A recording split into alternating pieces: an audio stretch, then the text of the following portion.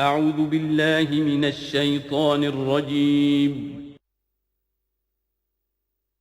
بسم اللہ الرحمن الرحیم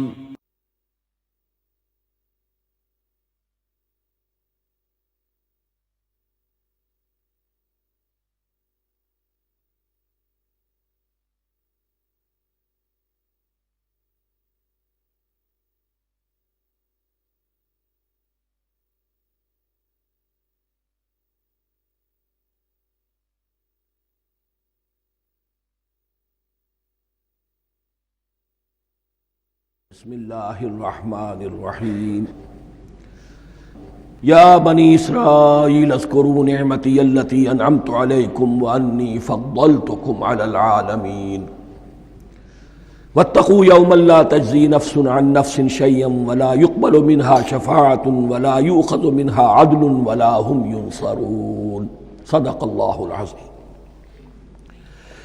رب اشرح لی صدری ویسر لی امری واحلل عقدۃ من لسانی یفقہوا قولی۔ جیسا کہ میں نے عرض کیا تھا، سورہ بقرہ کے 5ویں رکوع سے اور 14ویں رکوع تک تو مسلسل، بلکہ 15ویں رکوع کی بھی پہلی 2 آیات شامل کرنی ہوں گی۔ یہ 10 رکوعوں سے 2 آیات زائد ہیں کہ جن میں خطاب کل کا کل بنی اسرائیل سے ہے۔ البتہ اس میں یہ فرق ہے کہ پہلا رکوع جو ہے وہ ان کو دعوت پر مشتمل ہے، نبی اکرم صلی اللہ علیہ وسلم پر ایمان لانے کی پرزور دعوت۔ بقیہ یہ 9 رکوع جو ہیں یہ ان پر فرد قرارداد جرم ہے جو عائد کی جا رہی ہے۔ ہم نے تمہارے ساتھ یہ احسان و اکرام کیا، تم پر یہ فضل کیا، یہ کرم کیا، تمہیں یہ حیثیت دی، تمہیں یہ مقام دیا، تم نے اس طور سے اپنے اس مشن کی خلاف ورزی کی، اپنے مقام اور مرتبے کو چھوڑ کر اور دنیا پرستی اختیار کی۔ یہ جو 9 رکوع ہیں ان میں بنی اسرائیل کی تاریخ کا تو یوں سمجھیے کہ ایک بہت بڑا حصہ اور نمایاں اس کے فیچرز آئیں گے، لیکن یہ سمجھ لیجئے کہ اصل میں یہ امت مسلمہ کو بھی ایک پیشگی تنبیہ ہے کہ کوئی مسلمان امت جب بگڑتی ہے تو یہ چیزیں اس میں آ جاتی ہیں۔ چنانچہ احادیث موجود ہیں حضور کی، لَيَأْتِيَنَّ عَلَىٰ أُمَّتِي مَا أَتَىٰ عَلَىٰ بَنِي إِسْرَائِيلَ حَزْوَ النَّعْلِ بِالنَّعْلِ، میری امت پر بھی وہ سب حالات وارد ہوں گے جو بنی اسرائیل پر آئے، بالکل ایسے جیسے ایک جوتی دوسری جوتی سے مشابہ ہوتی ہے۔ ایک اور حدیث میں فرمایا لَتَتَّبِعُنَّ سُنَنَ مَنْ قَبْلِكُمْ، تم لازماً اپنے سے پہلوں کی پیروی کرو گے۔ اور اس میں اس حد تک بھی آپ نے وضاحت کر دی کہ اگر وہ سابق امت مسلمہ، سابق امت اگر وہ گوہ کے بل میں گھسی تھی، تم بھی گھسو گے، اور اگر ان میں کوئی بدبخت ایسا اٹھا جس نے اپنی ماں سے زنا کیا تو تم میں سے بھی کوئی شقی ایسا ضرور اٹھے گا جو یہ حرکت کرے گا۔ اس اعتبار سے ان رکوعوں کو پڑھتے ہوئے یہ نہ سمجھیے یہ اگلوں کی داستان ہے، پچھلوں کی کہانیاں ہیں، نہیں۔ خوش طرح باشد کے سر دل براں، گفت آیت در حدیث دیگراں، یہ ہمارے لیے ایک آئینہ ہے اور ہمیں ہر مرحلے پر سوچنا ہوگا، دروں بینی کرنی ہوگی، انٹروسپیکشن، کہ کہیں اسی گمراہی میں ہم مبتلا تو نہیں، دیکھتے جائیے گا۔ دوسرا نقطہ پہلے سے یہ سمجھ لیجئے، یہ جو 2 آیتیں میں نے 6 رکوع کی تلاوت کی ہیں، بعین ہی یہی 2 آیتیں 15ویں رکوع میں آئیں گی، اور اس کو یوں سمجھیے کہ یہ 2 بریکٹس ہیں۔ 9 رکوعوں کا مضمون ان 2 بریکٹس کے درمیان ہے۔ یہ 2 آیتیں یہاں سے بریکٹ شروع ہو رہی ہیں، وہ 2 آیتیں ان پر بریکٹ ختم ہو رہی ہیں، بعین ہی وہی آیات۔ ایک آیت میں تو شوشے کا بھی فرق نہیں، دوسری آیت میں صرف ترتیب بدلی ہے، مضمون وہی ہے۔ اس کے مابین جو کچھ ہے، اس سے باہر یہ جو 5واں رکوع تھا، اس کے مضامین گویا کہ ضرب کھا رہے ہیں بریکٹ کے اندر کے سارے مضامین سے۔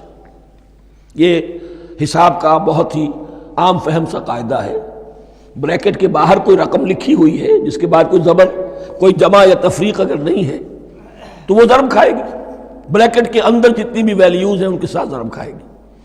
تو گویا کہ ہر قدم پر حضور پر دعوت، ایمان لانے کی دعوت اس پورے معاملے میں موجود ہے، اس لیے کہ اس میں بعض آیتیں ایسی آ گئی ہیں، ایک زیادہ نمایاں ایک کم نمایاں، جن سے کچھ لوگوں کو مغالطہ ہوا یا کچھ لوگوں نے فتنہ پیدا کیا جان بوجھ کر۔ یہ فتنہ ایک بار پیدا ہوا تھا اکبر کے زمانے میں دین الہی کی شکل میں، کہ صرف خدا کو مان لینا، آخرت کو مان لینا اور نیک اعمال کرنا نجات کے لیے کافی ہے، کسی رسول پر ایمان لانا ضروری نہیں ہے۔ یہ صوفیاء میں بھی یہ فتنہ بہت بڑے پیمانے پر آیا۔ مسجد مندر ہکڑو نور، مسجد میں اور مندر میں ایک ہی نور ہے، سب مذاہب ایک ہی ہے، سارا فرق جو ہے شریعتوں کا ہے، عبادت کے ظاہری شکل کا ہے، وہ ہے رسولوں سے متعلق۔ رسولوں کو بیچ میں سے نکال دیجئے تو یہ دین الہی رہ جائے گا، اللہ کا دین۔ اتنا بڑا فتنہ تھا کہ جب ہندوستان میں سیاسی اعتبار سے، حکومت کے اعتبار سے مسلمانوں کا اقتدار چوٹی پر تھا، کلائمیکس پر، اکبر اعظم،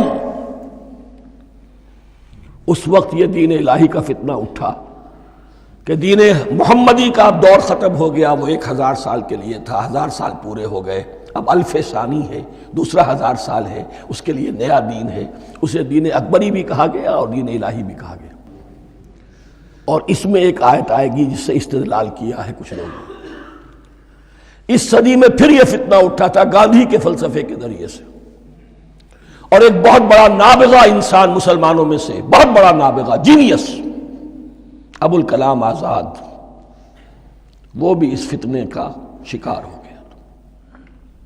متحدہ قومیت، چنانچہ گاندھی اپنی پرارتھنا میں کچھ قرآن کی تلاوت بھی کراتا تھا، کچھ گیتا بھی پڑھواتا تھا، کچھ اپنشدوں سے، کچھ بائبل سے، کچھ گرو گرنتھ سے، معلوم ہو یہ سب ٹھیک ہے، سب ایک ہے، سب لوگوں کو ایک ہونا چاہیے، ایک قوم ہونا چاہیے، مذہب تو انفرادی معاملہ ہے، کوئی مسجد میں چلا جائے، کوئی مندر میں چلا جائے، کوئی گردوارے میں چلا جائے، کوئی چرچ میں چلا جائے، کوئی سینیگاگ میں چلا جائے، کیا فرق واقع ہوتا ہے؟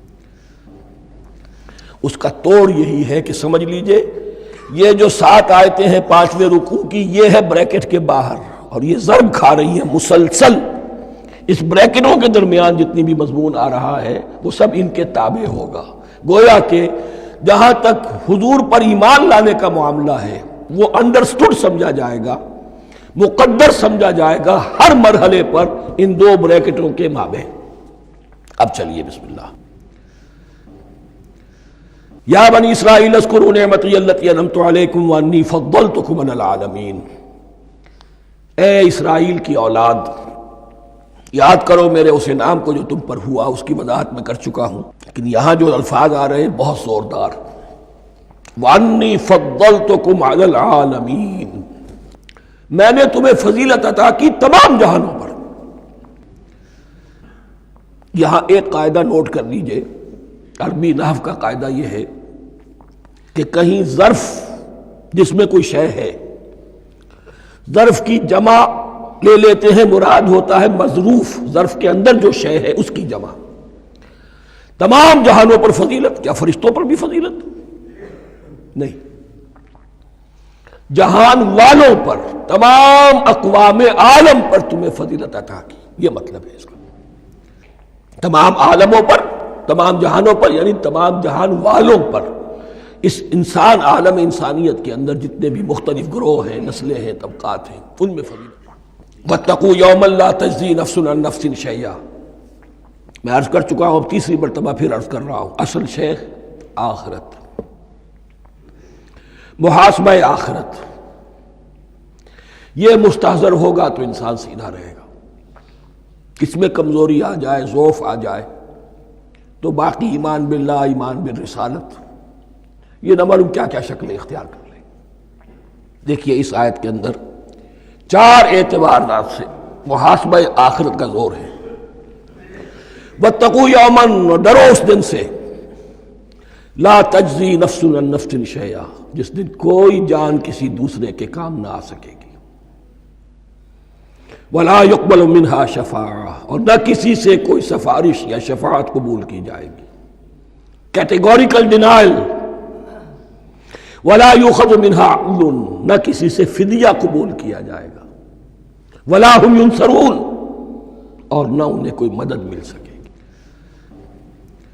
ہم نے طرح طرح کے عقیدے، شفاعت باطلہ کا تصور، اہل عرب سمجھتے تھے ہمیں یہ فرشتے جو ہے خدا کی بیٹیاں ہیں، یہ لات اور منات اور عزا ہم نے ان کے بت بنا رکھے ہیں، پوچھتے ہیں یہ اپنے ابا جان سے اللہ کی بیٹیاں ہیں نا، لاڈلی بیٹیاں، چھڑا لیں گے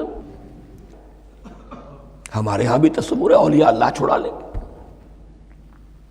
یا شفاعت باطلہ، خود حضور کی شفاعت کے بارے میں جو غلط تصورات ہیں، ایک شفاعت حقہ ہے، اس کی وضاحت کا یہ موقع نہیں ہے، وہ آیت الکرسی پہ جب ہم پہنچیں گے انشاءاللہ تعالیٰ اسی سورہ مبارکہ میں تو اس کی وضاحت بھی ہوگی۔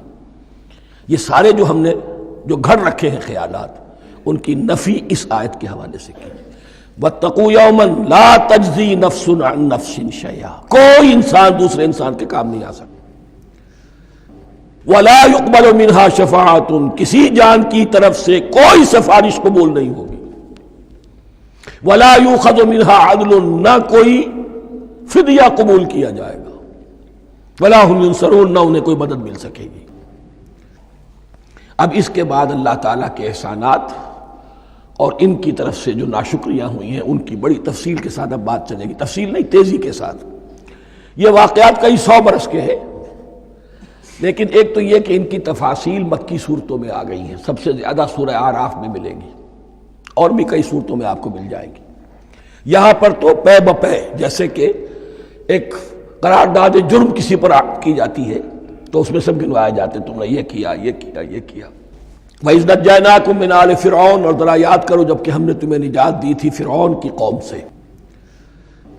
يَسُومُونَكُمْ سُوءَ الْعَذَابِ، وہ تمہیں بدترین عذاب میں مبتلا کیے ہوئے تھے۔ يُذَبِّحُونَ أَبْنَاءَكُمْ وَيَسْتَحْيُونَ نِسَاءَكُمْ، تمہارے بیٹوں کو ذبح کر ڈالتے تھے اور تمہاری عورتوں کو زندہ رکھتے تھے۔ عورتیں تو پھر ان کے کام آتی تھی، گھر میں کام کاج کے لونیاں بنتی تھی، گھروں میں ڈال لیتے تھے، لیکن لڑکوں کو، اور یہ 2 موقع پر ہوا ہے بنی اسرائیل کے ساتھ، یہ بعد میں انشاءاللہ اس کی تفصیل آئے گی۔ وَفِي ذَلِكُمْ بَلَاءٌ مِّن رَبِّكُمْ عَظِيمٌ، اور یقیناً اس میں تمہارے رب کی طرف سے تمہارے لیے بڑی آزمائش تھی۔ وَإِذْ فَرَقْنَا بِكُمُ الْبَحْرَ، اور یاد کرو جب کہ ہم نے تمہارے لیے سمندر کو پھاڑ دیا یا دریا کو پھاڑ دیا۔ یہ ایک مختلف فی بات ہے کہ کس جگہ سے کراس کیا تھا بنی اسرائیل نے ایجپٹ سے سینائی پیننسولا آنے کے لیے، جزیرہ نما سینا میں۔ ایک رائے یہ کہ دریائے نیل کو کراس کر کے گئے ہیں، لیکن یہ بات غلط ہے، دریائے نیل تو مصر کے اندر ہے، وہ کبھی بھی مصر کی حد نہیں بنا۔ کسی کی رائے یہ ہے کہ جو خلیج سویز ہے، بحر قلزم جو ہے، ریڈ سی، وہ اوپر جا کر 2 کھاڑیوں میں تبدیل ہو جاتا ہے، خلیج عقبہ مشرق کی طرف اور خلیج سویس مغرب کی طرف، اور ان کے درمیان میں یہ سینائی پیننسولا جو ہے یہ تکون ہے، جیسے ہندوستان بھارت تکون ہے، ایسے یہ پیننسولا ہے، انڈین پیننسولا، سینائی پیننسولا۔ اور یہ سویس کینال تو بعد میں بنی ہے، خلیج سویس اور میڈیٹرینین بحیرہ روم کے درمیان یہ کچھ چھوٹی چھوٹی، اگرچہ چھوٹی تھی سمندر کے لحاظ سے، بہت بڑی بڑی جھیلیں تھیں، اور ان جھیلوں ہی کو پھر جوڑ جوڑ کر درمیان میں جو خشکی تھی اس کو کاٹ کر سویس کینال بنائی گئی ہے۔ تو اب تو یہ ایک مسلسل ایک رابطہ ہے، لیکن معلوم ہوتا ہے کہ یا تو خلیج سویس کو کراس کیا ہے حضرت موسیٰ علیہ السلام نے، اور یہی میری رائے زیادہ یہی ہے، اس لیے کہ کوہ طور جو ہے وہ اس پیننسولا کی ٹپ پر ہے، نیچے ہے یہاں، جہاں پر پھر ان کا قیام رہا، اور جہاں پھر حضرت موسیٰ کو 40 دن کے لیے کوہ طور پر بلا کر اور پھر انہیں تورات دی گئی ہے۔ تو معلوم ہوتا ہے کہ جو خلیج سویز ہے اسے کراس کیا ہے۔ کراس کس طرح کیا ہے کہ حضرت موسیٰ کے عصا کی ایک ضرب سے سمندر پھٹ گیا۔ فَكَانَ كُلُّ فِرْقٍ كَالطَّوْدِ الْعَظِيمِ، دونوں طرف چٹانوں کے مانند پہاڑ کی طرح جو ہے وہ سمندر کھڑا ہو گیا، اس کے راستے سے یہ نکل گئے۔ اور پھر جب فرعون اور اپنا لشکر لے کر جب آیا ہے، اس نے سوچا ہم بھی نکل جائیں، وہ غرق ہو گئے، اس لیے کہ دونوں طرف کا پانی آپس میں مل گیا۔ یہ تھی کیفیت، اور معجزانہ کیفیت تھی، یہ کوئی فطرت کے یا نیچر کے اصول کے مطابق بات نہیں تھی، اور میں عرض کر چکا ہوں، آپ کو بتا چکا ہوں معجزہ کسے کہتے ہیں۔ وَإِذْ فَرَقْنَا بِكُمُ الْبَحْرَ فَأَنْجَيْنَاكُمْ، جب ہم نے تمہارے لیے یا تمہارے ساتھ سمندر کو پھاڑ دیا تمہارے لیے، تمہارے گزرگاہ بنانے کے لیے، تو تمہیں تو نجات دے دی۔ وَأَغْرَقْنَا آلَ فِرْعَوْنَ وَأَنْتُمْ تَنظُرُونَ، اور تمہاری نگاہوں کے سامنے فرعون کے لاؤ لشکر کو غرق کیا، تم دیکھ رہے تھے، یہ گزر چکے تھے، اس ساحل پر کھڑے ہیں، ادھر سے یہ داخل ہوئے ہیں اور پانی دونوں طرف سے آ کر مل گیا اور یہ غرق ہو گئے۔ وَإِذْ وَعَدْنَا مُوسَىٰ 40 لَيْلَةً، اور یاد کرو پھر جب کوہ طور پر ہم نے موسیٰ کو 40 دن کے لیے بلایا۔ ثُمَّ اتَّخَذْتُمُ الْعِجْلَ، ان کی غیر حاضری میں تم نے بچھڑے کی پرستی شروع کر دی، اسے معبود بنا لیا، من بعدہ، اس کی غیر موجودگی میں، وَأَنْتُمْ ظَالِمُونَ، تم بہت بڑا ظلم تھا جس کا ارتکاب کیا۔ ان الشرک لظلم عظیم، عظیم ترین ظلم جو ہے وہ شرک ہے، اور شرک جلی کی یہ شکل کہ بچڑے کو پوج رہے۔ ثم عفونا عنکم من بعد ذلک، پھر ہم نے تمہیں اس کے بعد بھی معاف کیا، یہ ہمارا کرم رہا ہے، ہماری رحمت رہی۔ من بعد ذلک لعلکم تشکرون، تاکہ تم شکر کرو۔ وَإِذْ آتَيْنَا مُوسَى الْكِتَابَ وَالْفُرْقَانَ لَعَلَّكُمْ تَهْتَدُونَ، اور یاد کرو جب کہ ہم نے موسیٰ کو کتاب اور فرقان عطا فرمائی۔ یہ فرقان حق اور باطل کے درمیان فرق کر دینے والی چیز، اور کتاب عام طور پر جو آتا ہے وہ شریعت کے لیے آتا، شریعت بھی دی، کتاب بھی دی اور فرقان بھی دیا، لعلکم تہتدون، تاکہ تم ہدایت پاؤ۔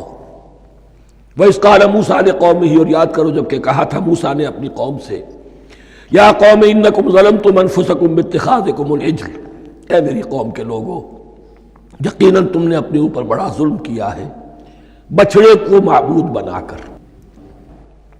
فتوبوا الی بارئکم، پس توبہ کرو اپنے پروردگار، اپنے خالق کی جناب میں۔ باری اللہ تعالیٰ ہے، باری۔ فاقتلوا انفسکم، تو قتل کرو اپنے آپ کو۔ یہ چیز جو ہے تورات میں تفصیل سے آئی ہے، قرآن میں نہیں ہے۔ اسی اعتبار سے میں نے آپ کو بتایا تھا کہ تورات کا مطالعہ اس اعتبار سے مفید ہے کہ بہت سے واقعات کا قرآن میں ذکر ہے، اجمالاً اشارہ ہے، اس کی تفصیل کے لیے ہمیں تورات سے رجوع کرنا پڑتا ہے، ورنہ یہ کہ اس آیت کا صحیح مفہوم واضح نہیں ہوگا۔ فاقتلوا انفسکم، اپنے آپ کو قتل کرو، کیا معنی؟ یہ قتل مرتد کی سزا ہے۔ وہاں معلوم ہوتا ہے کہ حضرت موسیٰ نے یہ حکم دیا، 12 قبیلے تھے، ہر قبیلے میں سے کچھ لوگوں نے یہ کفر اور شرک کیا، باقی لوگوں نے نہیں کیا۔ انہیں حکم دیا گیا کہ اپنے قبیلے کے لوگ ان کو قتل کریں جو ان کے قبیلے میں سے اس کفر کے مرتکب ہوئے۔ انفسکم سے مراد یہ اپنے قبیلے کے لوگوں کو تم قتل کرو، اس لیے کہ قبائلی زندگی جو ہوتی ہے آپ کو معلوم ہے، اس میں کوئی اور قبیلہ ہاتھ لگا دے تو قبائلی عصبیت بھڑک اٹھے گی۔ 70,000 یہودی قتل ہوئے، اس سے بڑی توبہ اور ممکن نہیں، اس سے بڑا پرج، کسی بھی آئیڈیالوجیکل پارٹی کے اندر پرج بہت ضروری ہوتا۔ کچھ لوگ آ گئے ایک نظریے کو قبول کر کے، رفتہ رفتہ نظریہ اوجل ہو گیا، کچھ مفادات، کچھ چودراہٹیں یہ مقدم ہو گئی، اسی سے جماعتیں خراب ہوتی ہیں، غلط راستے پہ پڑ جاتی ہیں، تحریکیں بھٹک جاتی ہیں۔ تو آئیڈیالوجیکل پارٹی، نظریاتی جماعتیں پرج کرتی رہتی ہیں کہ جو بھی ہمارے نظریے سے ہٹ گئے اب ان کو ہم کاٹ کر علیحدہ کر۔ یہی سے قتل مرتد، تو یہ چیز حدیث میں ہے یا پھر قرآن میں یہاں ہے۔ اس حوالے سے جو لوگ ہمارے ہاں بعض علماء بھی ہیں، جدید دانشور ہیں، جو قتل مرتد کی جو حد ہے اسلام میں اس کو تسلیم نہیں کرتے، لیکن میرے نزدیک یہ شریعت موسوی کا تسلسل ہے کہ شریعت موسوی کی جس شے کو بدلا نہ گیا ہو، جس کے بارے میں صراحتاً یہ معلوم نہ ہو کہ یہ شے تبدیل کر دی گئی، تو وہ شریعت محمدی کا جز بن گئی۔ زنا پر رجم کا معاملہ بھی یہی ہے، قرآن مجید میں رجم کی صریح آیت کوئی موجود نہیں ہے، حدیث میں ہے۔ قرآن مجید میں مرتد کے قتل کے لیے کوئی آیت موجود نہیں ہے، حدیث میں ہے، سنت میں ہے، اور دونوں کی کا جو منبع ہے وہ اصل میں تورات ہے۔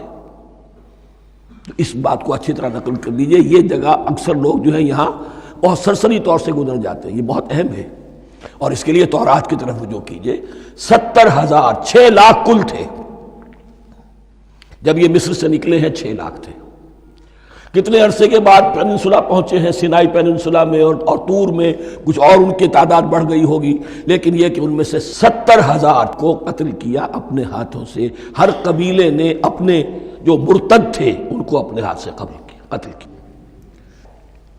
فَتُوبُوا إِلَىٰ بَارِئِكُمْ فَاقْتُلُوا أَنفُسَكُمْ ذَٰلِكُمْ خَيْرٌ لَكُمْ عِندَ بَارِئِكُمْ، یہی تمہارے لیے تمہارے رب کے نزدیک بہتر بات ہے۔ فَتَابَ عَلَيْكُمْ، تو اللہ نے تمہاری توبہ قبول کر لی۔ توبہ قبول کس طرح ہوئی؟ یہ تزکیہ ہوا ہے امت کا کہ ان میں سے جن لوگوں نے اتنی بڑی غلط حرکت کی ہے ان کو کاٹ کر، ذبح کر کے، ان کو قتل کر کے پھینک دیا۔ انہ هو التواب الرحیم، یقیناً وہ تو ہے ہی بہت توبہ کا قبول فرمانے والا اور بہت رحم فرمانے والا۔ وَإِذْ قُلْتُمْ يَا مُوسَىٰ لَن نُّؤْمِنَ لَكَ حَتَّىٰ نَرَى اللَّهَ جَهْرَةً، ایک اور واقعہ ان کی تاریخ کا۔ اور یاد کرو جب کہ تم نے کہا تھا اے موسیٰ ہم تو تمہاری بات نہیں مانیں گے۔ ایمان کے بعد جب لام کا حرف آئے تو اس کے معنی صرف تصدیق کے ہوتے ہیں۔ لن نؤمن لک، ہم آپ کی بات کی تصدیق نہیں کریں گے، حتیٰ نر اللہ جہرتن، جب تک کہ ہم دیکھ نہ لیں اللہ کو عیانن۔ ہمیں کیا پتا اللہ نے یہ کتاب دی آپ کو، آپ تو لے کر آ گئے۔ ہمارے سامنے تو پتھر کی کچھ تختیاں ہیں، اس پہ کچھ لکھا ہوا، کس نے لکھا ہمیں کیا پتا۔ اب دیکھیے ایک حضرت موسیٰ کی خواہش تھی رب ارنی انظر الیک، وہ کچھ اور شے تھی۔ یہ تخریبی ذہن ہے جو یہ کہہ رہا ہے کہ ہم بھی چاہتے ہیں کہ اللہ کو اپنی آنکھوں سے دیکھیں اور معلوم ہو کہ واقعی اس نے یہ کتاب آپ کو دی ہے۔ فَأَخَذَتْكُمُ الصَّاعِقَةُ، تو تمہیں آ پکڑا ایک بہت بڑی کڑک نے، ایک بہت بڑی کڑک ہوئی اور سب کے سب مردہ ہو گئے۔ وَأَنْتُمْ تَنظُرُونَ، تمہارے دیکھتے دیکھتے ایک کڑک نے تمہیں آ لیا۔ ثُمَّ بَعَثْنَاكُمْ مِنْ بَعْدِ مَوْتِكُمْ، پھر ہم نے تمہیں دوبارہ اٹھایا تمہاری موت کے بعد۔ بعض لوگ اس کی یہ تعویل کر رہے ہیں کہ یہ موت نہیں تھی بلکہ بے ہوش ہو گئے تھے، یعنی جو بھی کڑک تھی اس کی وجہ سے سب کے سب بے ہوش ہو کے گر گئے۔ لیکن میرے نزدیک یہاں تعویل کی ضرورت نہیں، بعث بعد الموت اللہ کے لیے کوئی مشکل نہیں۔ ہم الفاظ کو خواب کا کو ان کے اصل جو مفہوم ہے جو کہ صاف ہے، صریح ہے، اس سے خواب کا کے لیے موڑ کر لے کر جائیں۔ ثم بعثناکم من بعد موتکم لعلکم تشکرون، تاکہ تم شکر کرو۔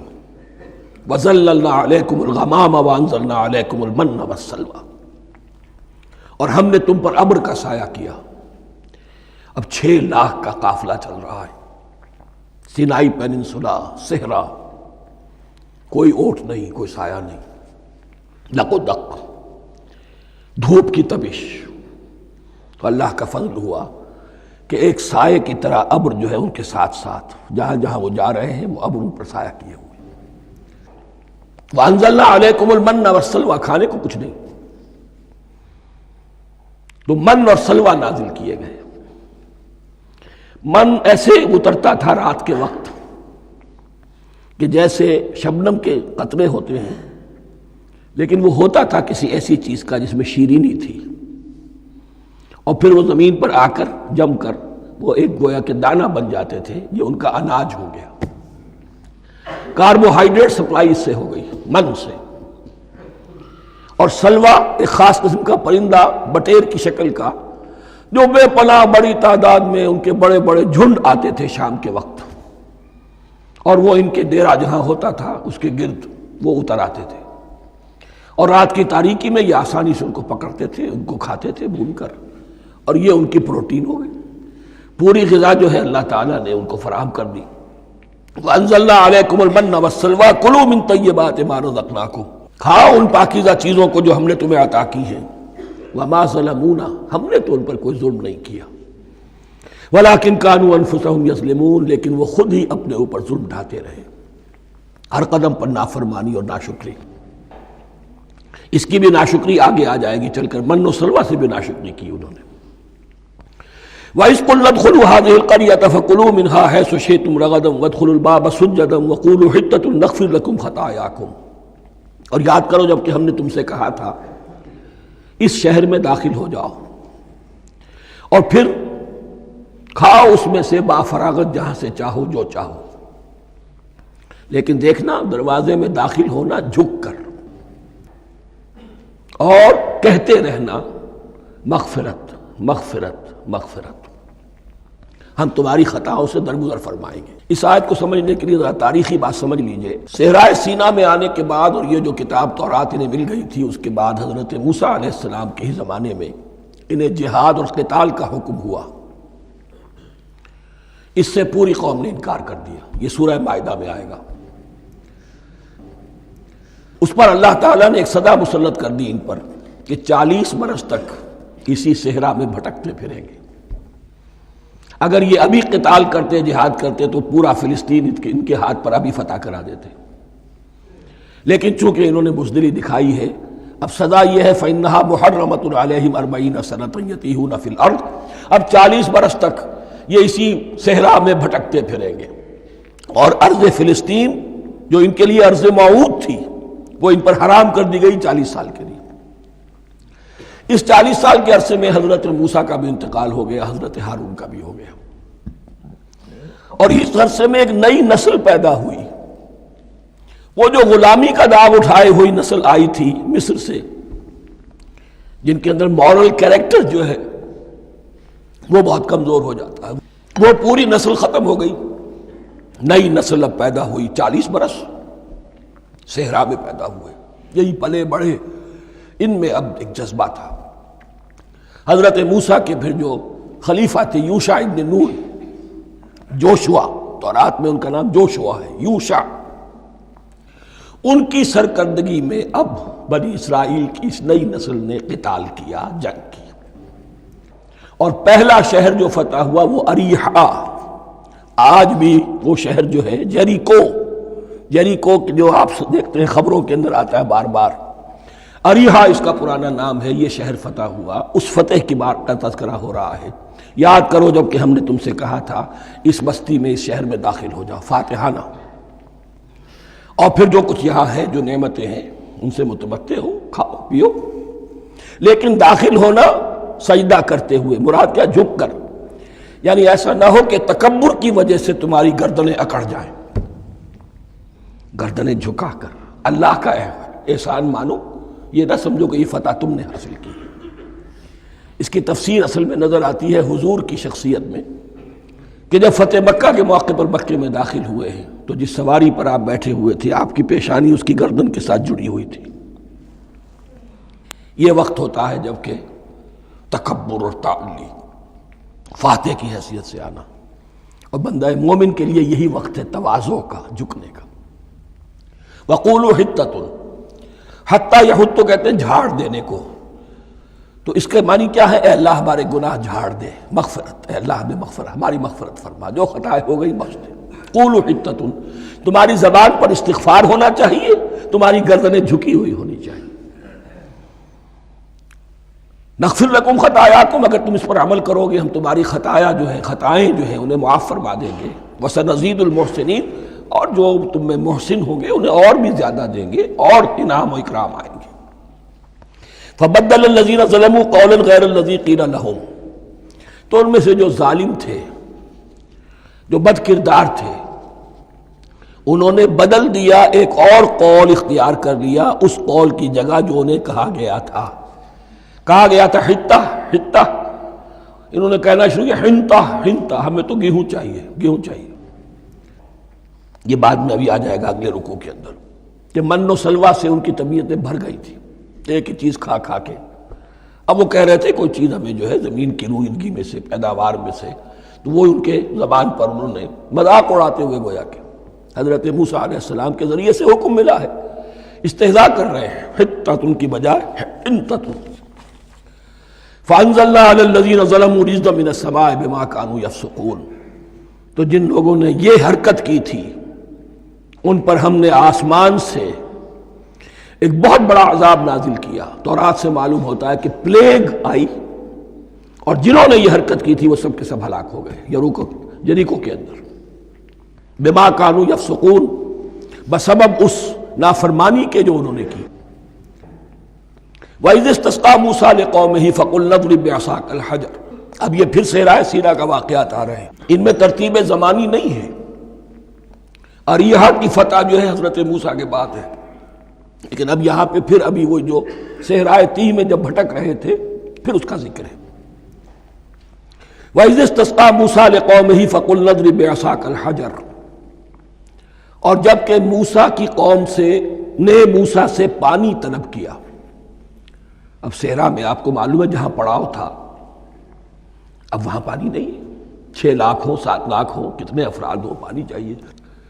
وَإِذِ اسْتَسْقَىٰ مُوسَىٰ لِقَوْمِهِ فَقُلْنَا اضْرِب بِّعَصَاكَ الْحَجَرَ، تو ہم نے کہا کہ اپنے عصا سے ضرب لگاؤ چٹان پر۔ فَانْفَجَرَتْ مِنْهُ اثْنَتَا عَشْرَةَ عَيْنًا، تو اس سے 12 چشمے پھوٹ بہے۔ فجر کہتے ہیں کسی شے کے پھٹ کر کوئی چیز برآمد ہو۔ فجر جو ہوتی ہے، فجر کا وقت رات کی تاریکی کا پردہ چاک ہوتا ہے اور سپیدہ سحر نمودار ہوتا ہے۔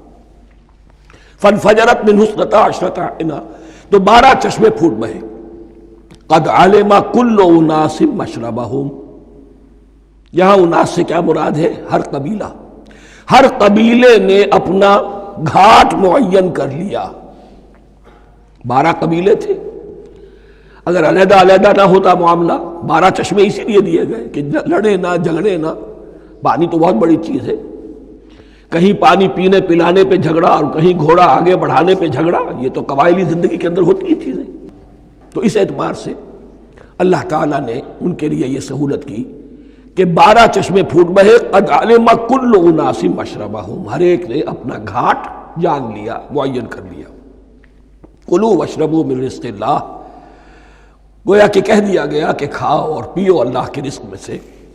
ولا تعصوا فی الارض مفسدین، اور زمین میں فساد بچاتے نہ پھرو۔ کھانے پینے کے لیے پانی بھی ادھر آ گیا، کھانے کے لیے من و سلوہ آ گیا۔ اب دیکھیے ان کی ناشکری۔ وَإِذْ قُلْتُمْ يَا مُوسَىٰ لَن نَّصْبِرَ عَلَىٰ طَعَامٍ وَاحِدٍ، یاد کرو جب کہ تم نے کہا تھا اے موسیٰ ہم ایک کھانے پر تو صبر نہیں کر سکتے، کھا کھا کے بکتا گئے ہیں من و سلوہ۔ فَادْعُ لَنَا رَبَّكَ، تو ذرا اپنے رب سے دعا کرو، پکارو ہمارے لیے اپنے رب کو۔ یخرج لنا، وہ نکالے ہمارے لیے مما تنبت الارض، زمین کی روئیدگی اور پیداوار میں سے، نباتات ارضی میں سے، من بقلہا، اس کی ترکاریاں، وقصائہا، اور ککڑیاں، کھیرے اور ککڑیاں، ان سب کے لیے یہ لفظ ہے۔ وفومہا، ایک ترجمہ گیہوں کیا گیا ہے لیکن میرے نزدیک زیادہ صحیح ترجمہ ہے لہسن، اور سرائے کی زبان میں بھی اور ممکن ہے کہ سندھی میں بھی ہو تھوم، تھوم کہتے ہیں لہسن کو، یہ فوم کی بدلی ہوئی شکل ہے، اس لیے کہ یہی علاقہ ہے جس میں عرب آئے تھے، تو عربوں کی زبان کے بہت سے الفاظ جو ہیں اس سرائے کی زبان میں خاص طور پر وہ بہت زیادہ، تو تھوڑی سی شکل بدل کر وہ کافی تعداد میں موجود ہے۔ وعدسہا، اور دال خاص طور پر مسور کی، وبصلہا، اور پیاز۔ اب جو چٹخارے جس سے بنتے ہیں سالن کے، ان کی زبانیں وہ چٹخارے مانگ رہی۔ ظاہر بات ہے کہ اگر وہ سلوا بھی تھا، بٹیرا ہے، اسے آگ کے اوپر ذرا سا تپایا اور کھایا، وہ ایک ہی خاص قسم کی غذا ہے جو چل رہی ہے۔ اسی طرح من جو ہے وہ ایک خاص قسم کا سیریل ان کے لیے بن گیا ہے، لیکن یہ جو چٹخارے ہیں یہ تو لہسن سے ہے، پیاز سے ہے، ترکاریوں سے ہے، ان تمام چیزوں سے، دال کا اپنا ایک ذائقہ ہے۔ قَالَ تَسْتَبْدِلُونَ الَّذِي هُوَ أَدْنَىٰ بِالَّذِي هُوَ خَيْرٌ، حضرت موسیٰ نے فرمایا کیا تم وہ شے بدلے میں لینا چاہتے ہو اس کے، کیا وہ شے جو کمتر ہے بدلے میں چاہتے ہو اس کے کہ جو بہتر ہے؟ من و سلوہ کہیں بہتر ہے اللہ کی طرف سے جو تمہیں دیا گیا ہے، تم اس سے تمہارا جی بھر گیا ہے، اس کو ہاتھ سے دے کر چاہتے ہو کہ یہ ادنا چیزیں تمہیں ملے۔ اہبطوا مصرا، اب یہ لفظ آ گیا اہبطوا۔ اب ظاہر بات ہے یہ آسمان سے زمین پر اترنے کے لیے لفظ نہیں ہے اہبطوا، یہاں اس کا ترجمہ صحیح ہوگا سیٹل ڈاؤن سم ویئر۔ اگر زمین کی یہ چیزیں چاہیے تو کہیں سیٹل ہو جاؤ اور کاشت کرو، بیج ڈالو، آبیاری کرو، یہ ساری چیزیں تمہیں مل جائیں۔ اہبطوا مصرا، کہیں سیٹل ڈاؤن ہو جاؤ، کہیں اتر پڑو کسی بستی میں، کسی علاقے میں۔ فَإِنَّ لَكُمْ مَا سَأَلْتُمْ، تمہیں مل جائے گا جو کچھ کہ تم نے مانگا۔ وَضُرِبَتْ عَلَيْهِمُ الذِّلَّةُ وَالْمَسْكَنَةُ وَبَاءُوا بِغَضَبٍ مِّنَ اللَّهِ۔ اب یہ ہے ان کی وہ خباثتیں، ان کے وہ ناشکریاں، ان کی وہ معصیتیں، ان پر جو آخری حکم دیا جا رہا ہے، جو اگر آپ برا نہ مانیں تو میں عرض کروں گا آج یہود پر اتنا اپلیکیبل نہیں ہے جتنا مسلمانوں پر ہے۔ ضربت علیہم الذلۃ والمسکنۃ وباؤوا بغضب من اللہ۔ ذلت اور مسکنت، کم ہمتی ان پر تھوپ دی گئی۔ ضربت علیہم، it was heaped upon them. The humiliation was heaped upon them. ضربت علیہم الذلۃ والمسکنۃ وباؤوا بغضب من اللہ، اور وہ اللہ کا غضب لے کر لوٹے۔ وہی امت جس کے بارے میں فرمایا وَأَنِّي فَضَّلْتُكُمْ عَلَى الْعَالَمِينَ، اسی امت کا پھر یہ حشر ہوا۔ کیوں ہوا؟ نافرمانی۔ تمہیں کتاب دی تھی کہ تم پیروی کرو، تمہیں کتاب دی تھی کہ اسے قائم کرو۔ وَلَوْ أَنَّ أَهْلَ الْكِتَابِ أَقَامُوا التَّوْرَاةَ وَالْإِنْجِيلَ وَمَا أُنزِلَ إِلَيْهِمْ مِنْ رَبِّهِمْ لَأَكَلُوا مِنْ فَوْقِهِمْ وَمِنْ تَحْتِ أَرْجُلِهِمْ۔ اگر یہ تورات اور انجیل کو قائم کرتے، نافذ کرتے، تو نعمتیں زمین بھی اگلتی، ان کے قدموں کے نیچے سے نعمتیں جو ہیں وہ پھوٹتی، اور ان کے سروں کے اوپر سے بھی بارش ہوتی نعمتوں کی۔ لیکن اگر تم نے اس کو چھوڑ کر اپنی خواہشات، اپنے نظریات، اپنے خیالات، اپنا تمرد، اپنی سرکشی، اپنی حاکمیت، اپنی مصلحتیں، اپنی عقل، اس کو بالا تر کیا، تو پھر جو قوم اللہ کے قانون کی، اللہ کی ہدایت کی، اللہ کی کتاب کی امین ہوتی ہے دنیا میں، وہ اللہ کی ریپرزنٹیٹیو ہوتی ہے، نمائندہ ہوتی ہے۔ اگر وہ اپنے عمل سے مس ریپرزنٹ کرے اللہ کو، تو وہ کافروں سے بڑھ کر مغضوب اور کافروں سے بڑھ کر مبغوض ہو جاتی ہے، مغضوب بھی مبغوض بھی۔ اس لیے کافروں کو تو دین پہنچانا تمہارے ذمہ تھا، تم نے دین ان کو کیا پہنچانا تھا، تم تو خود دین سے منحرف ہو گئے۔ آج اس جگہ پر امت مسلمہ کھڑی ہے کہ 1.25 بلین یا 1.5 بلین، 125 کروڑ عزت نام کی شے نہیں ہے، کہ عزت نام تھا جس کا گئی تیمور کے گھر سے، سارے معاملات دنیا کے G7 G15 کے ہاتھ میں ہیں، سیکیورٹی کونسل اس کے پرماننٹ ممبر کا ویٹو ہے، اور نہ سیکیورٹی کونسل میں اور نہ کہیں کسی G7 میں، نہ G9 میں، نہ G15 میں کوئی مسلمان ملک نہیں۔ کس نمی پرست کی بھیا کیستی، ہماری اپنی پالیسیز کہیں اور طے ہوتی ہیں، ہمارے اپنے بجٹ کہیں اور بنتے ہیں، ہماری صلح اور جنگ کسی اور کے اشارے سے ہوتی ہے، ریموٹ کنٹرول۔ یہ ذلت اور مسکنت۔ آپ کے ریڈیو پر، ٹیلی ویژن پر خبریں آتی رہیں کہ اتنے مسلمانوں کے ساتھ یہ کر دیا، اتنی مسلمان عورتوں کی بے حرمتی کر دی، لیکن یہاں ہم بیٹھے ہوئے اپنے اپنے دھندوں میں، اپنے اپنے کاروبار میں، اپنی اپنی ملازمتوں میں، اپنے اپنے کیریئرز میں، دنیا میں کیا کچھ ہو رہا ہے۔ بہرحال اس وقت یہ جو ہے، میں نے جیسا کہ عرض کیا تھا کہ یہ ہے تاریخ بنی اسرائیل کی، لیکن خوشترا باشد کے سر دل براں، گفت آیت در حدیث دیگراں، یہ ہمارا نقشہ ہے آج اس آیت میں۔ ضربت علیہم الذلۃ والمسکنۃ وباؤوا بغضب من اللہ۔ اور یہ کیوں؟ ذالک بانہم کانوا یکفرون بآیات اللہ، یہ اس لیے کہ وہ اللہ کی آیات کا انکار کرتے رہے۔ وَيَقْتُلُونَ النَّبِيِّينَ بِغَيْرِ الْحَقِّ، اللہ کے نبیوں کو ناحق قتل کرتے رہے۔ ہمارے ہاں بھی مجددین امت میں سے کتنے ہیں جو جیلوں میں ڈالے گئے، جن کو ایسی ایسی مار پڑی ہے کہ کہا جاتا ہے کہ ہاتھی کو بھی وہ مار پڑتی تو برداشت نہ کرتا۔ احمد ابن حنبل کے ساتھ کیا ہوا؟ ابو حنیفہ جیل میں انتقال کیا، امام مالک کے کندھے کھینچ دیے گئے، اتار دیے گئے، منہ کالا کر کے اور اونٹ پر بٹھا کر پھرایا گیا۔ امام دار الہجرہ شیخ احمد سرہندی جیل میں رہے، سید احمد بریلوی اور ان کے ساتھیوں کو خود مسلمانوں نے تہہ تیغ کیا ہے۔ بہرحال یہ داستانیں ہیں، اب نبی تو کوئی نہیں آئے گا، ان کے ہاں نبی تھے، ہمارے ہاں مجددین ہیں، علماء حق ہیں، جیسے کہ حدیث بھی ہے علماء امتی کا انبیاء بنی اسرائیل، تو جو انہوں نے انبیاء کے ساتھ کیا ہم نے مجددین اور علماء کے ساتھ کیا۔ ذالک بما عصوا وکانوا یعتدون، اور یہ ہوا ان کی نافرمانیوں کی وجہ سے اور حد سے تجاوز کرنے کی وجہ سے۔ اللہ تعالیٰ تو ظالم نہیں ہے، اللہ نے تو اونچا مقام دیا تھا، ہمیں بھی خیر امت قرار دیا، کنتم خیر امت اخرجت للناس تأمرون بالمعروف وتنہون عن المنکر وتؤمنون باللہ۔ اب اگر ہم نے وہ اپنا مشن چھوڑ دیا تو ذلت اور مسکنت وہ ہمارا مقدر بن گئی۔ اللہ کا قانون اور اللہ کا عدل بے لاگ ہے، وہ فرام امہ ٹو امہ چینج نہیں ہوتا۔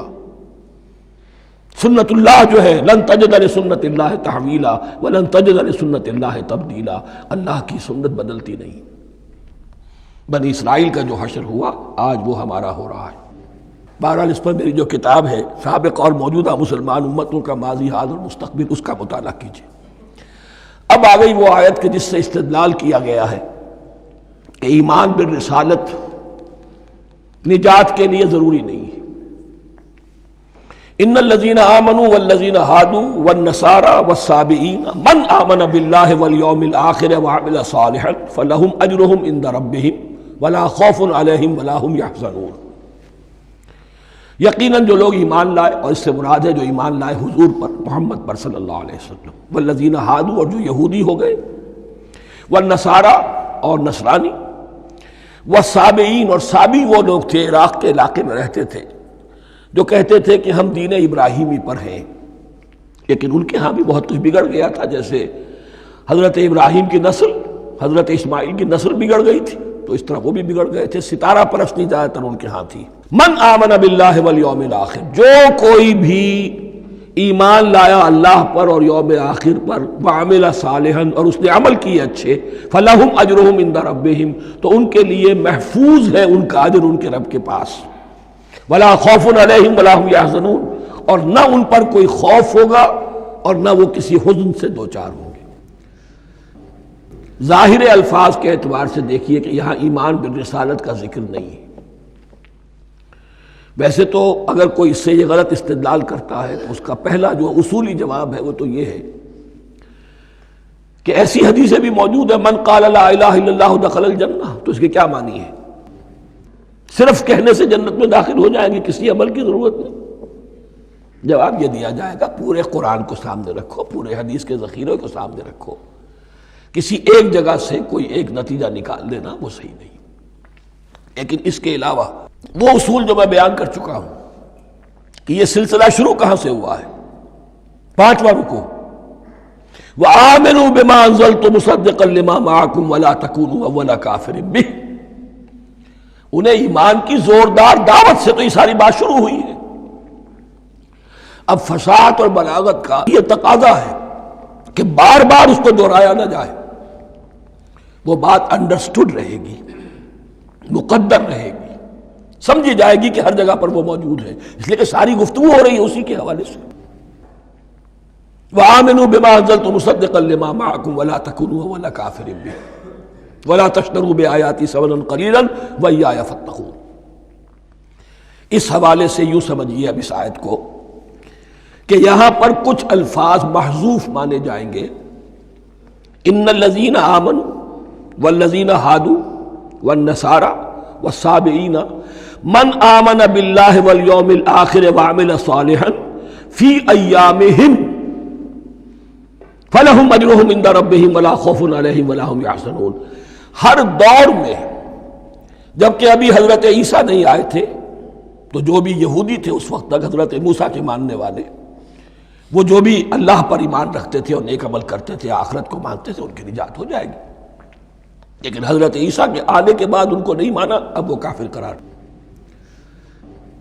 لیکن اب حضرت عیسیٰ کے آنے کے بعد جب تک حضور نہیں آئے، جو بھی مانتا ہے لیکن یہ کہ شرط یہی ہوگی کہ اپنے اپنے زمانے میں اصل میں نفی جس بات کی جا رہی ہے وہ یہ ہے کہ یہ نہ سمجھو کہ کسی گروہ میں ہونے سے نجات ہوتی ہے.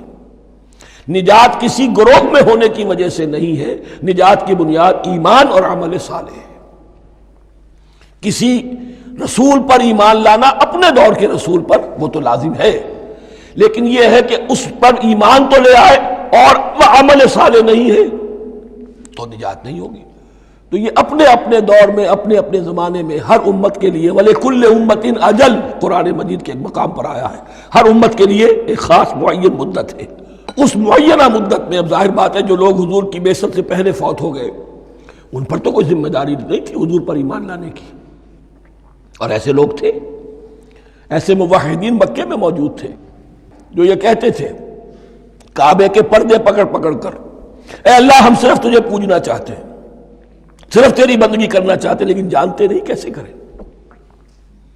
یہ بات موجود تھی اور ان کا انتقال بھی ہو گیا. یہ زید، سعید ابن زید، سعید جو حضرت عمر کے بہنوئی تھے اور وہ عشرہ مبشرہ میں سے ہیں، ان کی اہلیہ حضرت فاطمہ بنت خطاب، ان دونوں کے ایمان کو اللہ نے ذریعہ بنایا حضرت عمر کے ایمان کا. اور یہ والد تھے سعید کے زید، وہ یہ کہتے ہوئے دنیا سے چلے گئے حضور کی ابھی بعثت ہی نہیں ہوئی تھی، اے اللہ میں صرف تیری بندگی کرنا چاہتا ہوں، کیسے کروں یہ نہیں جانتا. اسی کو ذہن میں رکھیے، اہدنا الصراط المستقیم جو میں نے کہا تھا، ایک سلیم الفطرت انسان، سلیم العقل انسان توحید تک پہنچ جاتا ہے، آخرت کو پہچان لیتا ہے، لیکن اب کیا کروں؟ اس شریعت کے لیے، ان احکام کے لیے وہ دستے سوال دراز کرنے پر مجبور ہے. الحمدللہ رب العالمین الرحمن الرحیم مالک یوم الدین ایاک نعبد و ایاک نستعین اہدنا الصراط المستقیم. اسی صراط المستقیم کی دعا کا یہ جواب اب آئے گا، شروع ہوگا سورہ بقرہ سے. یہ کرو، یہ نہ کرو، یہ فرض ہے، یہ تم پر لازم کیا گیا، یہ چیز حرام کی گئی، وغیرہ وغیرہ. ان الذين آمنوا والذين هادوا والنصارى والصابئين من آمن بالله واليوم الآخر وعمل صالحا، اور محذوف الفاظ فی ازمنتہم، اپنے اپنے زمانے میں، یا فی ایامہم، فلہم اجرہم عند ربہم ولا خوف علیہم ولا هم یحزنون. وَإِذْ أَخَذْنَا مِیثَاقَکُمْ وَرَفَعْنَا فَوْقَکُمُ الطُّورَ، اور ذرا یاد کرو جب کہ ہم نے تم سے عہد لیا، قول و قرار لیا، اور تمہارے اوپر اٹھا دیا طور کو، پہاڑ کو. جب تورات دی گئی تو اس وقت ایک کیفیت معجزانہ طور پر ایسی پیدا کی گئی، ان کے اوپر ایک رعب ڈالنے کے لیے اور خشیت قلب میں پیدا کرنے کے لیے کوہ طور اٹھا کر معلق کر دیا گیا. اس وقت کہا گیا خذوا ما آتیناکم بقوۃ، تو اس قول و قرار کے وقت ایک معجزے کی شکل یہ ہوئی تھی. وَإِذْ أَخَذْنَا مِيثَاقَكُمْ وَرَفَعْنَا فَوْقَكُمُ الطُّورَ خُذُوا مَا آتَيْنَاكُمْ بِقُوَّةٍ وَاذْكُرُوا مَا فِيهِ لَعَلَّكُمْ تَتَّقُونَ. پکڑو اس کو مضبوطی کے ساتھ جو ہم نے تمہیں دیا ہے، اس حدیث، اس کتاب کو، تورات کو، اس شریعت کو، ان احکام کو. وَاذْكُرُوا مَا فِيهِ، اور یاد رکھو اسے جو کچھ کہ اس میں ہے، لَعَلَّكُمْ تَتَّقُونَ، تاکہ تم بچ سکو. ثُمَّ تَوَلَّيْتُم مِّن بَعْدِ ذَلِكَ، پھر تم نے روگردانی کی اس کے بعد، اس میثاق کو توڑا. میثاق الست کو توڑا تھا، اور دوسرے یہ میثاق شریعت جو تم سے لیا گیا اس کو بھی توڑا. ثم تولیتم من بعد ذلک فلولا فضل اللہ علیکم ورحمتہ لکنتم من الخاسرین. پھر اگر اللہ کا فضل تمہارے شامل حال نہ ہوتا اور اس کی رحمت تمہاری دستگیری نہ کرتی رہتی، بار بار تمہیں معاف کیا، تمہیں مہلت دی، تو اگر یہ چیز نہ ہوتی تو اسی وقت سے تم خسارہ پانے والے اور تباہ ہونے والے ہو جاتے. وَلَقَدْ عَلِمْتُمُ الَّذِينَ اعْتَدَوْا مِنْكُمْ فِي السَّبْتِ، اور تمہیں خوب معلوم ہے تم میں سے وہ لوگ جنہوں نے سبت کے قانون کو توڑا، حد سے تجاوز کیا. یہ واقعہ تفصیل کے ساتھ سورہ اعراف میں آئے گا کہ ان کی شریعت میں ہفتے کا روز معین کر دیا گیا تھا، کوئی دنیاوی کام نہیں ہوگا. آج بھی وہ لوگ جو ہے سبت کو، جو بھی پریکٹسنگ جیوز ہیں، وہ اس کی پابندی کرتے ہیں اور بڑی شدت سے کرتے ہیں. لیکن ایک زمانے میں ایک خاص ان کا قبیلہ تھا کہ جس نے ایک بڑے ہی شرعی ہیلا ایجاد کر کے اس قانون کی دھجیاں بکھیری. تفصیل ہم پڑھیں گے سورہ اعراف میں. وَلَقَدْ عَلِمْتُمُ الَّذِينَ اعْتَدَوْا مِنْكُمْ فِي السَّبْتِ، اور تمہارے علم میں ہے تمہارے وہ لوگ کہ جنہوں نے سبت کے قانون کے ضمن میں خلاف ورزی کی فَقُلْنَا لَهُمْ كُونُوا قِرَدَةً خَاسِئِينَ، تو ہم نے کہہ دیا ان کو کہ ہو جاؤ ذلیل بندر، ان کی شکلیں بس کر دی گئی، انہیں بندروں کی شکل میں تبدیل کر دیا گیا۔ فَجَعَلْنَاهَا نَكَالًا لِمَا بَيْنَ يَدَيْهَا، پھر ہم نے اس واقعے کو یا اس بستی کو ایک بنا دیا مثال، لوگوں کے لیے ان کی عبرت کے سامان بنا دیا، ان کے لیے بھی جو سامنے موجود تھے اس زمانے کے لوگ، اور ان کے لیے بھی جو بعد میں آنے والے تھے، وَمَوْعِظَةً لِّلْمُتَّقِينَ، اور اسے ایک نصیحت، ایک سبق آموزی کی بات بنا دیا اہل تقویٰ کے لیے۔ وَإِذْ قَالَ مُوسَىٰ لِقَوْمِهِ إِنَّ اللَّهَ يَأْمُرُكُمْ أَن تَذْبَحُوا بَقَرَةً، اور یاد کرو جب کہ موسیٰ نے اپنی قوم سے کہا یقیناً اللہ تمہیں حکم دیتا ہے کہ گائے کو ذبح کرو۔ یہ واقعہ میں پہلے آپ کو بتا دوں، پھر ہم یہ آیات تیزی سے پڑھ لیں گے۔ بنی اسرائیل میں ایک شخص قتل ہو گیا عامیل نامی، اور قاتل کا پتہ نہیں چل رہا تھا۔ اللہ تعالیٰ نے حضرت موسیٰ کے ذریعے سے انہیں حکم دیا کہ ایک گائے کو ذبح کرو اور اس کے جسم کے ایک ٹکڑے سے اس مردے کو چھوؤ، وہ جی اٹھے گا اور وہ بتا دے گا میرا قاتل کون ہے۔ اب یہ کہ یہ معجزات کی شکل ہے جو بار بار آ رہے ہیں، اور سابق اس امت کے اندر معجزات کا آپ کو بہت عمل دخل ملے گا۔ اس میں ایک تو یہ کہ گائے کو ذبح کرنا، وہ گائے کے تقدس کا جو ان کے دل میں ذہن میں تھا، تو ذبح کرنے سے اس کے اوپر بھی گویا کہ ایک تلوار چلائی گئی، اور پھر انہیں دکھا بھی دیا گیا کہ ایک آدمی زندہ بھی ہو سکتا ہے، بعد سے بعد الموت کا بھی ایک نقشہ دکھا دیا گیا انہیں۔ لیکن انہیں جب یہ حکم ملا اور ان کے دلوں کے اندر وہ بچڑے کی اور گائے کی تقدیس جو ہے وہ پلی ہوئی تھی، اب انہوں نے سوال کر کے کسی طریقے سے بچنے کے لیے مین میخ نکالی، کیسی گائے ہو، کیا رنگ ہو، کس طرح کی ہو، کس عمر کی ہو۔ بالآخر یہ کہ جب ہر طرف سے گھیراؤ ان کا ہو گیا اور سب چیزیں جو ہیں ان کے سامنے واضح کر دی گئیں، تب انہوں نے یوں سمجھیے چاروں ناچار بادل ناخواستہ اس حکم پر عمل کیا۔ بس اب ترجمہ کر لیجئے۔ وَإِذْ قَالَ مُوسَىٰ لِقَوْمِهِ إِنَّ اللَّهَ يَأْمُرُكُمْ أَن تَذْبَحُوا بَقَرَةً، اور یاد کرو جب کہ موسیٰ نے کہا اپنی قوم سے کہ اللہ حکم دیتا ہے تمہیں کہ گائے کو ذبح کرو۔ قَالُوا أَتَتَّخِذُنَا هُزُوًا، انہوں نے کہا کہ آپ ہمارے ساتھ کوئی ٹھٹھا کر رہے ہیں، مذاق اڑا رہے ہیں، یہ کیا بات آپ کہہ رہے ہیں؟ قَالَ أَعُوذُ بِاللَّهِ أَنْ أَكُونَ مِنَ الْجَاهِلِينَ، فرمایا میں اللہ کی پناہ طلب کرتا ہوں اس سے کہ میں جاہلوں میں سے ہو جاؤں، کہ میں ان دین کے معاملات کے اندر استہزاء اور تمسخر کو شامل کر دوں۔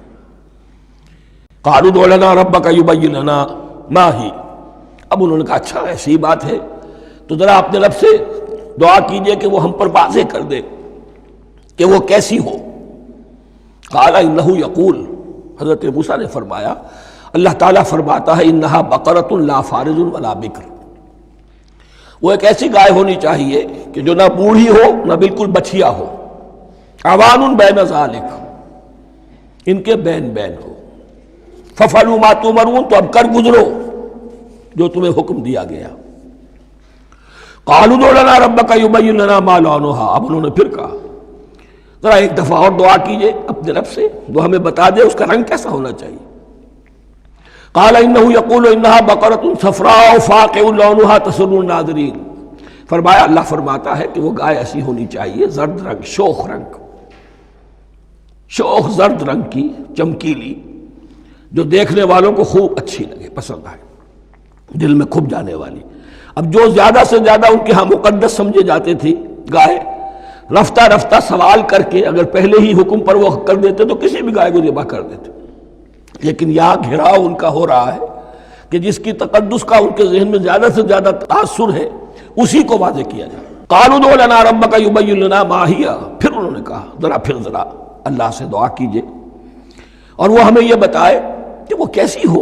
ان البقرہ تشابہ علینا، یقیناً ہم کچھ شبہ میں پڑ گئے ہیں، یہ گائے کا معاملہ مشتبہ ہو گیا ہے ہم پر۔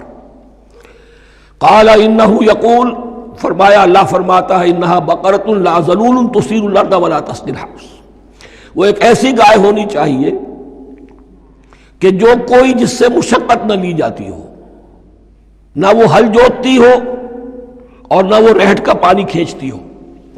تسیر الارض، نہ تو وہ زمین کو جوتنے میں، ہل چلانے میں کام نہیں لی جائے، ولا تسقی الحرث، اور نہ کھیتی کو پانی پلانے کے لیے وہ پانی کھینچنے میں استعمال کیا جائے۔ مسلمتن، اور پوری سالم ہونی چاہیے، یک رنگ، لا شیۃ فیہا، اس میں کسی دوسرے رنگ کا کوئی داغ تک نہ ہو۔ اب کیا کرتے، گھیراؤ میں آ گئے۔ قالوا الآن جئت بالحق، کہا انہوں نے کہ ٹھیک ہے اب تو آپ نے بات جو ہے پوری طریقے سے واضح کر دی۔ فذبحوها وما كانوا يفعلون، تب انہوں نے اس کو ذبح کیا اور وہ کرنے والے نہیں تھے، دل میں نہیں تھا، بادل ناخواست تھا۔ اب دیکھیے یہاں ترتیب ذرا واقعے کی جو ہے مختلف ہو گئی ہے۔ جو اس ذبح بقرہ کا سبب تھا وہ بعد میں بیان ہو رہا ہے یہاں۔ تورات میں چونکہ واقعات کو اس طریقے سے بیان کیا ہے لہذا وہاں ترتیب دوسری ہے۔ وَإِذْ قَتَلْتُمْ نَفْسًا فَادَّارَأْتُمْ فِيهَا، اور یاد کرو جب کہ تم نے ایک جان کو قتل کیا تھا اور اس کا الزام تم ایک دوسرے پر لگا رہے تھے، یعنی کسی کا پتہ نہیں چل رہا تھا قاتل کون ہے۔ وَاللَّهُ مُخْرِجٌ مَا كُنتُمْ تَكْتُمُونَ، اور اللہ تعالیٰ فیصلہ کر چکا تھا کہ جو کچھ تم چھپا رہے ہو اسے نکال کر رہے گا، واضح کرے گا۔ فَقُلْ اضْرِبُوهُ بِبَعْضِهَا، تو ہم نے حکم دیا کہ اس کی لاش کو اس گائے کے ایک ٹکڑے سے، اس کے جسم کے ایک حصے سے ضرب لگاؤ۔ كَذَلِكَ يُحْيِي اللَّهُ الْمَوْتَى، اور دیکھو اس طریقے سے اللہ مردوں کو زندہ کر دے گا۔ تھوڑی دیر کے لیے وہ زندہ ہوا اور اس نے اپنے قاتل کا نام بتا دیا۔ وَيُرِيكُمْ آيَاتِهِ لَعَلَّكُمْ تَعْقِلُونَ، اور وہ تمہیں دکھاتا ہے اپنی آیات تاکہ تم عقل سے کام لو۔ اب جو الفاظ آ رہے ہیں بہت سخت ہیں، بہت سخت ہیں، لیکن ان کو پڑھتے ہوئے درون بینی ضرور کیجیے گا، اپنے اندر جھانکیے گا۔ ثم قست قلوبکم، پھر تمہارے دل سخت ہو گئے۔ جب دین میں ہیلے بہانے نکالے جانے لگے اور ہیلوں بہانوں کے ذریعے سے شریعت کے احکام سے بچا جائے، اللہ کو دھوکہ دینے کی کوشش کی جائے، اس کا جو نتیجہ نکلتا ہے وہ دل کی سختی۔ ثم قست قلوبکم، پھر تمہارے دل سخت ہو گئے۔ فہی کالحجارۃ او اشد قسوہ، تو وہ تو اب پتھروں کے مانند ہیں بلکہ سختی میں ان سے بھی زیادہ شدید ہے۔ یہ ویسے بھی فصاحت اور بلاغت کا بھی بڑا ایک عمدہ مقام ہے قرآن کا۔ وَإِنَّ مِنَ الْحِجَارَةِ لَمَا يَتَفَجَّرُ مِنْهُ الْأَنْهَارُ، پتھروں میں سے تو ایسے بھی ہوتے ہیں جن میں سے چشمے پھوٹ بہتے ہیں۔ وَإِنَّ مِنْهَا لَمَا يَشَقَّقُ فَيَخْرُجُ مِنْهُ الْمَاءُ، اور ایسے بھی ہیں جو شق ہو جاتے ہیں، پتھر چٹانیں، ان میں سے پانی برآمد ہو جاتا ہے۔ وَإِنَّ مِنْهَا لَمَا يَهْبِطُ مِنْ خَشْيَةِ اللَّهِ، اور ان میں وہ بھی ہوتے ہیں جو اللہ کے خوف سے گر پڑتے ہیں۔ وَمَا اللَّهُ بِغَافِلٍ عَمَّا تَعْمَلُونَ، اور اللہ تعالیٰ غافل نہیں ہے اس سے کہ جو تم کر رہے ہو۔ یہ کیفیت جو ہے ثم قست قلوبکم فہی کالحجارۃ او اشد قسوہ، ہے کون؟ یا بنی اسرائیل اذکروا نعمتی التی انعمت علیکم وانی فضلتکم علی العالمین، جن پر 1400 برس ایسے گزرے کہ کوئی لمحہ ایسا نہ تھا کہ نبی موجود نہ ہو، جنہیں 3 کتابیں دی گئیں۔ لیکن یہ کہ اپنی بدعملی، عقائد میں بھی مین بیخ کر کے اپنے آپ کو بچانے کے راستے نکال لینا، اعمال میں بھی ہیلوں کے ذریعے سے، کتاب الحیل کے ذریعے سے اپنے آپ کو ذمہ داریوں سے مبرہ کر لینا، اس کا نتیجہ پھر یہ نکلتا ہے۔ اللہ تعالیٰ مجھے اور آپ کو اس انجام بد سے بچائے۔ بارک اللہ لی ولکم فی القرآن العظیم ونفعنی وإیاکم بالآیات والذکر الحکیم۔